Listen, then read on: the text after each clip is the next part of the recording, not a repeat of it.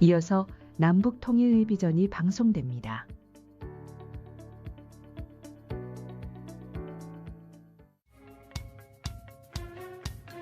안녕하세요. 신통일 한국론 간사 한진아입니다. 이 시간 강의 제목은 신통일 한국론 평화 본질주의입니다. 강의 순서는 먼저 남북 통일의 필요성에 대해서 말씀드리고 남한과 북한의 통일 방안과 비핵화 회담의 한계에 대해서 알아보도록 하겠습니다. 그리고 남한과 북한의 근본적인 평화의 개념 차이를 알므로써 평화 본질주의만이 진정한 의미의 자유평화 통일을 이룩할 수 있다는 비전을 말씀드리고자 합니다. 여러분, 우리는 왜 통일을 해야 할까요? 통일을 꼭 해야 할까요? 아니면 해도 좋고 안 해도 좋은가요? 통일은 선택이 아닌 우리 민족의 숙명입니다. 우리 민족은 반만 년 동안 여러 국가 체제가 바뀌면서도 단일 민족을 지켜왔습니다. 그러니 통일은 선택이 아닌 우리 민족의 마지막 소원인 것입니다. 우리 민족의 민족혼은 하나의 생명체이기에 결코 나눌 수가 없습니다. 6.25 전쟁 이후 이산가족과 국군 포로의 한은 아직도 풀리지 않고 있습니다. 여러분 만약 여러분의 사랑하는 아내와 혹은 남편과 내 목숨보다 소중한 가족들과 70년 동안 생이별을 해야 한다고 생각을 해보십시오. 상상도 못할 일일 것입니다. 그러한 고통 속에 지금도 우리의 관심과 멀어진 채 통곡을 하며 살아가는 이산 가족들이 있다는 것입니다. 그러나 북한은 이산 가족 선봉은 북한 체제를 망가뜨린다라며 청년마저 외면하고 있습니다. 북한은 지금까지 우리 민족끼리를 외쳐왔습니다. 국가보안법 폐지와 주한미군을 철수하고 남한을 조카 통일하겠다는 주장이 우리 민족끼리였습니다. 그런데 최근 김정은은 우리 민족끼리라는 구호 대신에 적대적 두 국가론을 주장했습니다. 이는 같은 민족에게는 쓸 수 없는 핵 무기를 적대 국가인 남한에게 사용할 명분을 만들기 위한 극도로 위험한 전략의 변화인 것입니다. 이러한 상황 속에 대한민국 내부에서는 여전히 북한을 추종하는 세력과의 체제 전쟁, 즉 이념 전쟁이 벌어지고 있습니다. 해방 후 좌우 대결의 혼돈보다 더 심한 좌우 대결을 치르는 중입니다. 이기지 못하면 돌아올 수 없는 숙명적인 승부입니다. 이것이야말로 자유민주주의, 대한민국을 되찾는 마지막 전쟁인 것입니다. 또한 한반도는 지정학적으로 미국, 중국, 러시아, 일본 4대 강국의 이해관계가 대립하는 것입니다. 북쪽 러시아와 중국은 우리나라보다 78배, 44배가 큰 영토를 갖는 강국입니다. 러시아는 북한에 부동해 항구가 없으면 남쪽으로 진출할 수 없습니다. 그러니 북한을 그들의 뒷마당으로 여기고 연해주 북쪽에 수천 개의 핵탄두를 배치하고 있습니다. 15억 인구의 중국은 막강한 군사력과 경제력으로 북한을 그들의 앞마당으로 여기고 있습니다. 일본 역시 한미일 삼각안보의 한 축으로 동남아 경제 패권을 지향하고 있습니다. 미국은 영토에 대한 야욕은 없지만 중국에게 동아시아 패권을 뺏기지 않으려고 합니다. 이 모든 난관을 극복하고 통일을 이루기 위해서는 기존과는 다른 근본적인 평화의 철학이 필요할 것입니다. 이에 대해서는 마지막 결론으로 말씀드리도록 하겠습니다. 여러분께서 아시다시피 역대 남북 정권은 서로 다른 통일 방안을 제시해왔고 국제사회는 비핵화 회담을 시도했지만 한계에 부딪혔습니다. 다음은 역대 남북 정권에서 남한과 북한의 통일 방안과 비핵화 회담에 대해서 살펴보도록 하겠습니다. 먼저 남한의 통일 방안을 보겠습니다. 남한은 국가연합제입니다. 연합제는 외교권과 군사권을 두 정부가 독립해서 갖는 국가연합을 말합니다. 두 국가, 두 정부입니다. 1972년 7.4 남북공동성명을 바탕으로 박정희 대통령은 평화통일 3대 기본 원칙을 청명했습니다. 한반도 평화와 상호 개방, 남북간 청송고가 그것입니다. 1982년 전두환 대통령은 남북민족통일협의회를 구성해서 통일헌법을 만들자고 했지만 실현할 수 없는 이상적인 주장이었습니다. 통일 방안이 조금 더 구체적인 방안으로 제시된 것은 노태우 정부 때입니다. 1989년 노태우 대통령은 한민족 공동체 통일 방안을 제시했습니다. 이것이 윤석열 정부까지 이어온 대표적인 통일 방안입니다. 이 방안은 남북이 모두 자주, 평화, 민족의 원칙 아래 3단계로 나아가자는 제안입니다. 즉, 공정, 공용, 남북연합, 단일 민족국가가 그것입니다. 다음은 북한의 통일 방안을 보겠습니다. 북한은 남한의 국가연합제와 달리 연반제 통일 방안을 주장합니다. 연반제란 남북이 두 정부가 외교권과 군사권을 통합한 중앙정부 중심의 고려 연반제입니다. 1960년 8.25 해방 15주년 건축대회에서 김일성은 연반제로 통일할 것을 주장했습니다. 그리고 1973년 이를 고려 연반제로 변경했고 1980년 고려민주연방공화국 창립을 선언했습니다. 고려민주연방공화국이란 남북의 사상, 제도를 인정하면서 남북이 함께하는 통일 정부를 말합니다. 하나의 공화국 아래 남북은 각각 지역에서 자치제를 실행하는 제도입니다. 북한은 연반제 통일을 실행하기 위해서 반드시 남한의 국가보안법 폐지, 주한미군 철수, 공산당, 단체 활동이 보장되어야 한다고 주장합니다.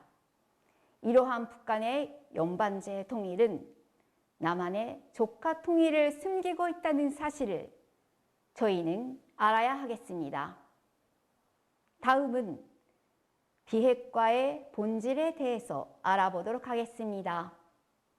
2018년 2월 9일 여러분께서도 기억하듯이 강원도 평창올림픽에서 남북 선수단은 함께 입장했었죠. 그 당시에 우리 국민들에게는 가슴 설레는 일이 아닐 수가 없었습니다. 두 달 후 2018년 4월 27일 문재인, 김정은은 판문점 평화의 집에서 만났습니다. 판문점에서 만난 두 정상은 한반도의 완전한 비핵화, 항구적 평화 정착을 선언했습니다. 이를 계기로 두 차례에 걸친 도널드 트럼프와 김정은의 역사적인 북미 정상회담이 열립니다.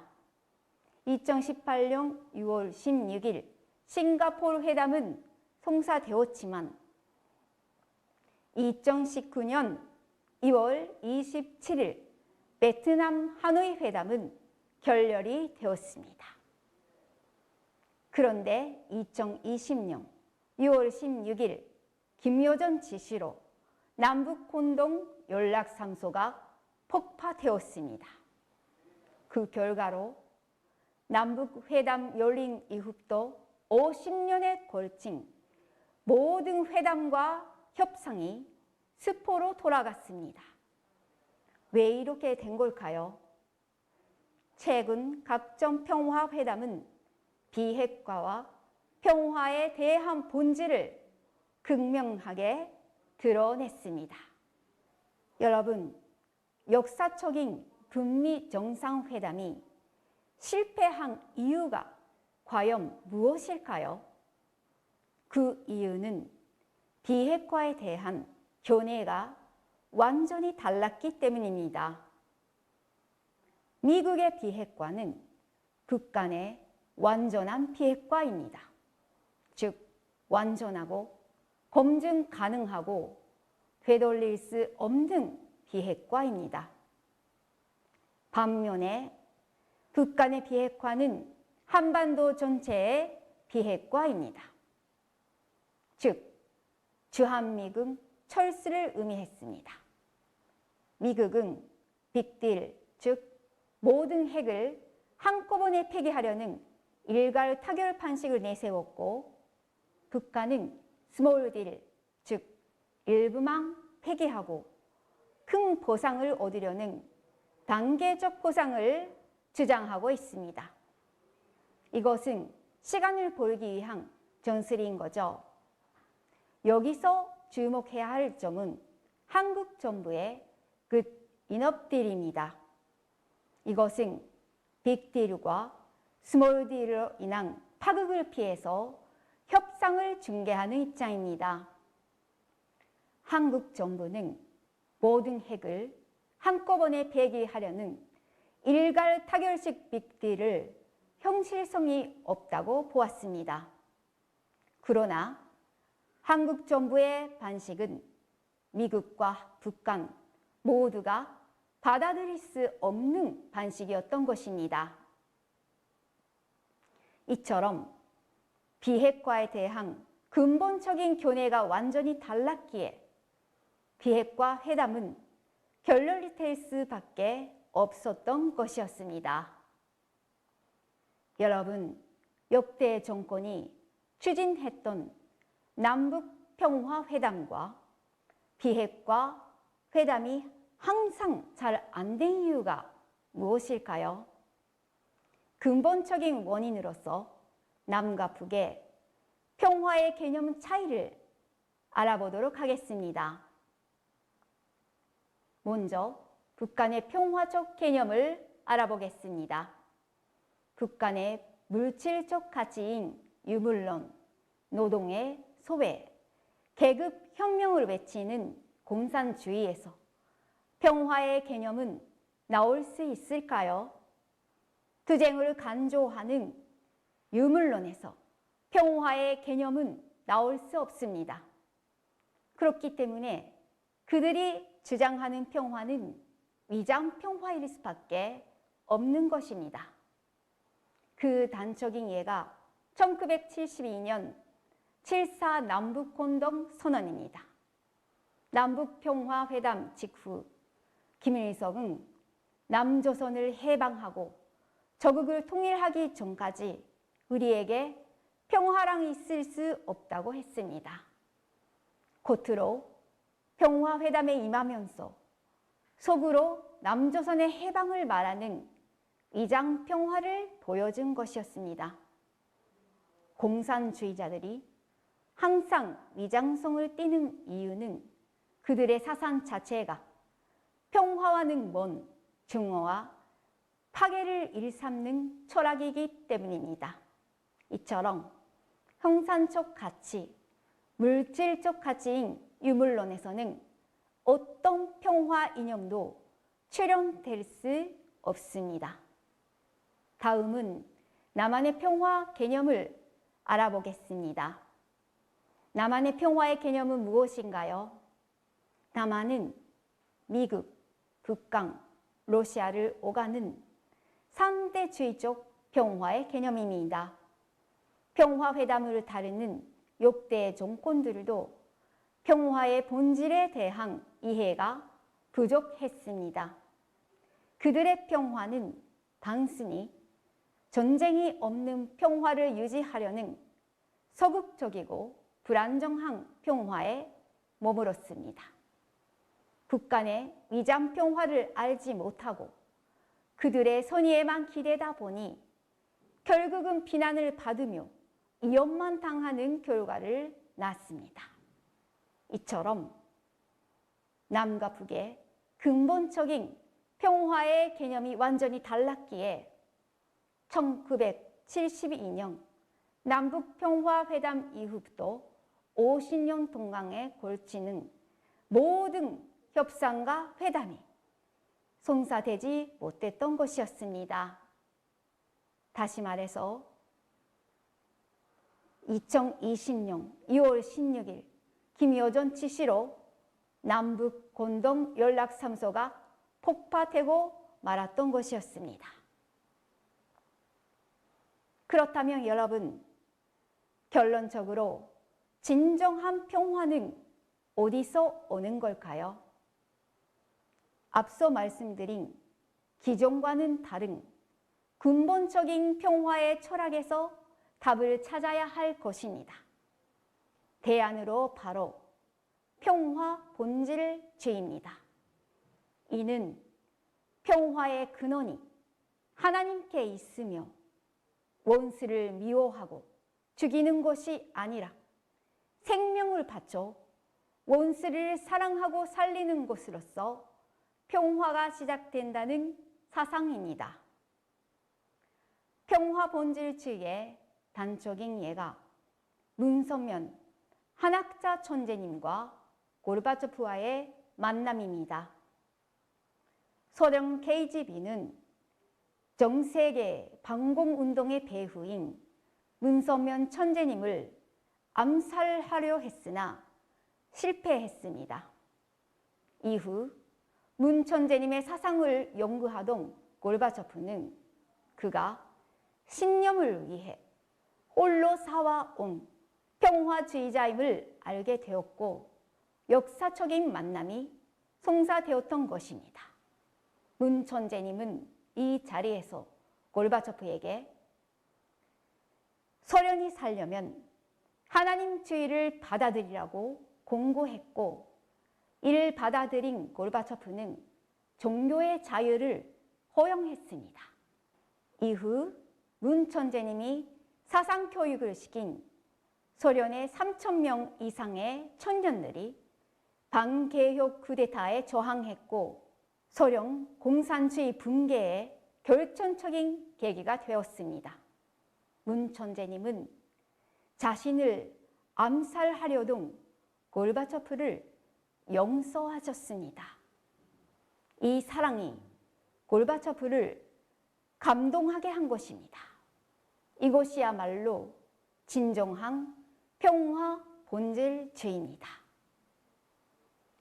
그리고 평화 본질주의의 클라이맥스는 문선면 한학자 천재님과 김일성 주석과의 만남이었습니다. 문선면 천재님은 북한에서 억울한 억살이와 고문을 당한 공산주의의 가장 큰 피해자였습니다. 그러나 1991년 문선면 천재님은 목숨을 걸고 평양을 방문해 김일성 주석을 만나자마자 형제처럼 올싸안았습니다. 여러분, 어떻게 이럴 수가 있을까요? 그리고 이 자리에서 김일성 주석을 앞에서 주체의 사상을 버리고 하나님주의를 받아들이라고 목숨을 건 공고를 했습니다. 저놈을 건드리면 바로 죽음일 수밖에 없는 북한에서 말입니다. 그런데 문천재님의 연설문이 분단 46년 만에 북강노동신문에 최초로 실리면서 특히 하나님이라는 글자가 게재되었습니다. 기적 같은 일이 벌어진 것이었습니다. 문선명 한학자 천재님의 웡스를 사랑으로 붓는 평화통일운동은 한반도 평화에 물꼬를 뜨는 역할을 했습니다. 1991년 12월 제5차 남북 고위급 회담, 그리고 이듬해 2월 남북 기본 합의서와 한반도 비핵화 선언은 문선명 김일성 회담에서 합의한 상황이었습니다. 김일성 주석은 문천재와의 합의한 약속을 지킨 것이었습니다. 평화 본질주의란 평화의 근원이 하나님이신 것입니다. 이것이 역사적으로 실현된 대표적인 예시를 세 가지 들을 수가 있습니다. 첫째로 승리자라는 명칭으로 이스라엘 섭리의 출발점이 된 에서와 야곱의 만남입니다. 야곱은 형 에서를 피해서 21년간 삼촌 집에서 머문 후에 고향으로 돌아옵니다. 만남의 순간 야곱은 형을 보고 형의 얼굴을 보니 하나님의 얼굴을 본 것 같다고 말했고 에서와 야곱은 하나가 되었습니다.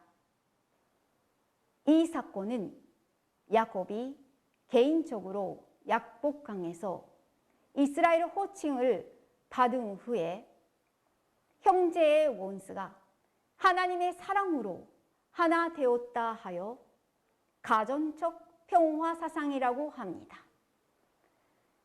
둘째로 문선명 한학자 천재님과 김일성 주석과의 만남을 국가적 평화 사상이라고 하고, 셋째로 양이분과 골바초프와의 만남을 세계적 평화 사상이라고 합니다. 이처럼 양이분의 삶은 단순히 위대한 업적을 남긴 위인의 삶이 아닙니다. 그 삶은 하나님께서 역사에 개입하신 섭리적 평화 사건입니다. 개인, 국가, 세계적 차원의 원수 관계에 형제가 만나 하나 된 역사적 사건인 것입니다.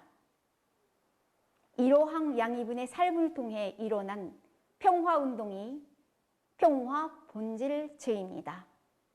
다시 말해서 원수를 미워하고 죽이는 것이 아니라 생명을 바쳐 원수를 사랑하고 살리는 길, 이것이야말로 평화 본질주의의 핵심인 것입니다.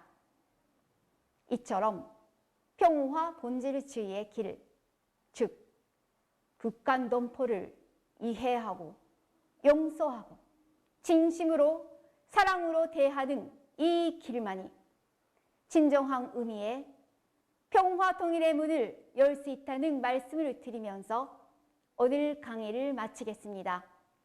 감사합니다.